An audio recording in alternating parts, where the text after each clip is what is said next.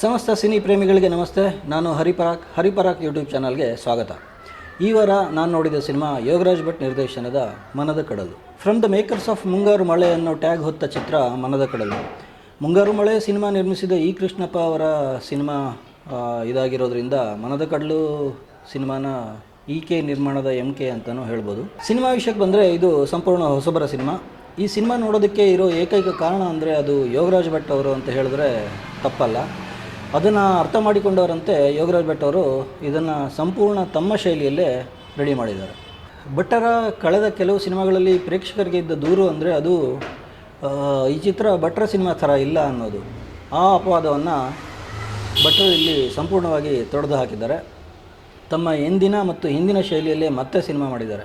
ಪಾಪ ಅವರೇನು ಕರ್ಣಂತರ ತೊಟ್ಟಬಾಣ ತೊಡಲ್ಲ ಅಂತ ಶಪಥ ಮಾಡಿಲ್ವಲ್ಲ, ಹಾಗಾಗಿ ಮತ್ತೆ ಅದೇ ಹಳೆಯ ಭಟ್ಟರ ಡೈರೆಕ್ಷನ್ ಕ್ಯಾಪನ್ನು ತೊಟ್ಟು ಈ ಸಿನಿಮಾ ಮಾಡಿದ್ದಾರೆ ಯೋಗರಾಜ್ ಭಟ್ ಅವರು.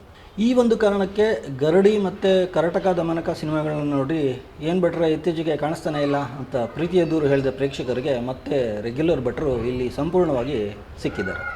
ನಿಮಗೆ ಮುಂಗಾರು ಮಳೆ ಭಟ್ರು ಬೇಕಾ, ಗಾಳಿಪಟದ ಭಟ್ರು ಬೇಕಾ, ಪರಮಾತ್ಮನ ಭಟ್ರು ಬೇಕಾ, ಎಲ್ಲ ರೀತಿಯ ಭಟ್ರು ಇಲ್ಲಿ ಸಿಗ್ತಾರೆ.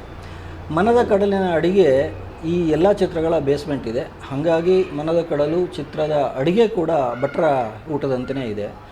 ಅವರ ಕೈ ರುಚಿ ಇಲ್ಲಿ ನಿಮ್ಮ ಗಮನ ಸೆಳೆಯುತ್ತೆ. ಇಲ್ಲಿ ಡಾಕ್ಟರ್ ಆಗೋಕ್ಕೆ ಹೊರಟ ಹುಡುಗನೊಬ್ಬನ ಕಥೆ ಹೇಳಿದ್ದಾರೆ ಭಟ್ರು.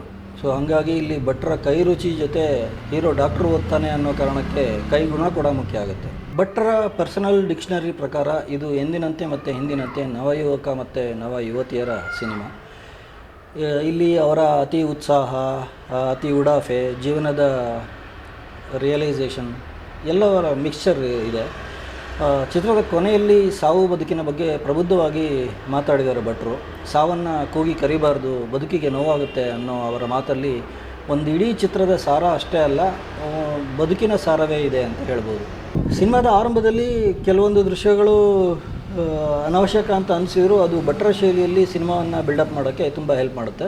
ಕೊನೆಯಲ್ಲಿ ಸಾವಿನ ಬಗ್ಗೆ ಗಂಭೀರವಾಗಿ ಮಾತಾಡೋ ಸಿನಿಮಾದಲ್ಲಿ ಮಾಸ್ ಕ್ಲೈಮ್ಯಾಕ್ಸ್ ಇಲ್ಲ, ಆದರೆ ಟಿಪಿಕಲ್ ಭಟ್ರ ಸಿನಿಮಾಸ್ ಶೈಲಿ ಮಾತ್ರ ನಿಮಗೆ ಕಾಣಿಸುತ್ತೆ.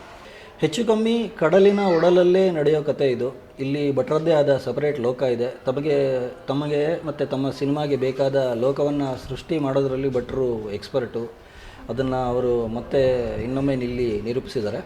ನಾಗರಿಕ ಸಮಾಜದಿಂದ ದೂರ ಆಗಿ ಆದಿವಾಸಿಗಳ ಸಂಘದಲ್ಲಿ ಅಮರ ಪ್ರೇಮಿಗಳ ಸಂಘದ ಅಧ್ಯಕ್ಷನಂತೆ ಜಗದ ಗೊಂದಲ ಬೇಡ ನಿನಗೆ, ನಾನು ಆಗುವೆ ಕಣ್ಣು ನಿನಗೆ ಅನ್ನೋ ಮನೋಭಾವದಿಂದ ನಾಯಕಿಯನ್ನು ಕಣ್ಣಲ್ಲಿ ಕಣ್ಣಿಟ್ಟು ಕಾಪಾಡುವಂಥ ನಾಯಕನ ಕಥೆ ಇಲ್ಲಿದೆ. ಬಳ್ಳಿಯಂತೆ ಬಳುಕೋ ಹುಡುಗಿ, ಮಳ್ಳಿಯರಂಥ ಹುಡುಗಿ, ಇವರಿಂದೇ ಬೀಳೋ ಹುಡುಗರ ಕಮರ್ಷಿಯಲ್ ಕಥೆಗಳನ್ನ ನೀವು ತುಂಬ ನೋಡಿರ್ತೀರಿ. ಆದರೆ ಇಲ್ಲಿ ನಾಯಕಿಗಾಗಿ ಮಧುವಂತಿ ಅನ್ನುವಂಥ ಒಂದು ಬಳ್ಳಿಯನ್ನು ಹುಡುಕೊಂಡು ಜಲಪಾದ ಅಂಚಿಗೆ ಹೋಗ್ತಾನೆ ನಾಯಕ. ಹಾಗಾಗಿ ಜೋಗದಲ್ಲಿ ಕಳೆದು ಹೋಗುವ ಮುಂಗಾರು ಮಳೆ ಸಿನಿಮಾದ ನಾಯಕನಂತೆ ಇವನು ಕೂಡ ನಿಮಗೆ ಜೋಗಯ್ಯ ಅನಿಸಿದ್ರೆ ಅಚ್ಚರಿ ಏನಿಲ್ಲ. ಈ ಕಥೆಯ ಜೊತೆಗೆ ಬದುಕು, ಸಾವು, ಡಾಕ್ಟ್ರಿಕೆ, ಒಂದು ಸಾವಿನಿಂದ ನಾಯಕನಿಗೆ ಅದರ ಬಗ್ಗೆ ಬರೋ ವಾಕರಿಕೆ, ಹಿರಿಯರು ಇಂದಿನ ಯುವ ಜನಾಂಗದ ಮೇಲೆ ನಡೆಸೋ ಹೇರಿಕೆ, ಯುವ ಜನಾಂಗ ಮತ್ತು ಆದಿವಾಸಿ ಜನಾಂಗದ ಮೇಳೈಕೆ, ನಾಗರಿಕ ಸಮಾಜಕ್ಕಿಂತ ಆದಿವಾಸಿಗಳೇ ಎಷ್ಟೋ ವಾಸಿ ಅನ್ನೋ ಒಂದು ಸಿಂಪಲ್ ಅನಿಸಿಕೆ, ಹೀಗೆ ಬೇರೆ ಬೇರೆ ವಿಷಯಗಳನ್ನ ಇಟ್ಕೊಂಡು ಈ ಸಿನಿಮಾದ ಆರೈಕೆ ಮಾಡಿದ್ದಾರೆ ಭಟ್ರು. ಸಾವು ಬದುಕಿನ ಬಗ್ಗೆ ನಿಮ್ಮಲ್ಲಿ ಪ್ರಶ್ನೆಗಳಿದ್ದರೆ ಅದಕ್ಕೆ ಇದೇ ಉತ್ತರ ಅಂತ ನಿಖರವಾಗಿ ಹೇಳದಿದ್ದರೂ ಈ ಜಂಜಾಟದಲ್ಲಿ ತತ್ತರಗೊಂಡ ಮನಸ್ಸುಗಳಿಗೆ ಮನದ ಕಡಲು ತಂಪೆರೆಯುತ್ತೆ ಅನ್ನೋದು ಮಾತ್ರ ನಿಜ. ಸಿನಿಮಾದ ನಾಯಕ ಸುಮುಖ ಅವರು ತಮ್ಮ ಮೊದಲ ಕಮರ್ಷಿಯಲ್ ಪ್ರಯತ್ನದಲ್ಲಿ ಗೆದ್ದಿದ್ದಾರೆ. ಈ ಚಿತ್ರದಲ್ಲಿ ತಮ್ಮ ಮುಖದಲ್ಲಿ ಅನೇಕ ರೀತಿಯ ಎಕ್ಸ್ಪ್ರೆಷನ್ ಕೊಡೋ ಅವಕಾಶಗಳು ಅವರಿಗೆ ಇವೆ ಮತ್ತು ಅವರು ಆ ಅವಕಾಶಗಳನ್ನ ಬಳಸ್ಕೊಂಡಿದ್ದಾರೆ ಅನ್ನೋ ಕಾರಣಕ್ಕೆ ಸುಮುಖ ಅವ್ರನ್ನ ಬಹುಮುಖ ಪ್ರತಿಭೆ ಅಂತ ಹೇಳ್ಬೋದು. ಇನ್ನು ನಾಯಕನ ಹೆಸರಿನ ಜೊತೆಗೆ ಇಬ್ಬರು ನಾಯಕಿಯರಿಗೆ ಅವರವರದೇ ಒರಿಜಿನಲ್ ಹೆಸರುಗಳನ್ನ ಇಟ್ಟಿರೋದ್ರಿಂದ ಇಬ್ಬರ ಕ್ಯಾರೆಕ್ಟರನ್ನು ಗುರುತಿಸೋಕೆ ಪ್ರೇಕ್ಷಕನಿಗೆ ಸಿನಿಮಾದ ನಾಯಕನಿಗೆ ಆಗೋಷ್ಟು ಕಷ್ಟ ಆಗೋದಿಲ್ಲ. ಸಿನಿಮಾದ ಮುಖ್ಯ ನಾಯಕಿಯ ಪಾತ್ರದಲ್ಲಿ ರಾಶಿಕಾ ಅವರದ್ದು ಸಮಯದ ಅಭಿನಯ. ಇನ್ನು ಅಂಜಲಿ ಸೆಕೆಂಡ್ ಹೀರೋಯಿನ್ ಆದರೂ ಅಭಿನಯದಲ್ಲಿ ಮಾತ್ರ ಫಸ್ಟ್ ಕ್ಲಾಸ್. ಇನ್ನು ಭಟ್ರ ಸಿನಿಮಾಗಳ ರೆಗ್ಯುಲರ್ ಕಸ್ಟಮರ್ ಆಗಿರೋ ರಂಗಾಯಣ ರಘು ಅವರ ಭಾಷೆ ಅರ್ಥ ಆಗದೇ ಇದ್ದರೂ ಅದರ ಭಾವ ಪ್ರೇಕ್ಷಕನಿಗೆ ಅರ್ಥ ಆಗುತ್ತೆ.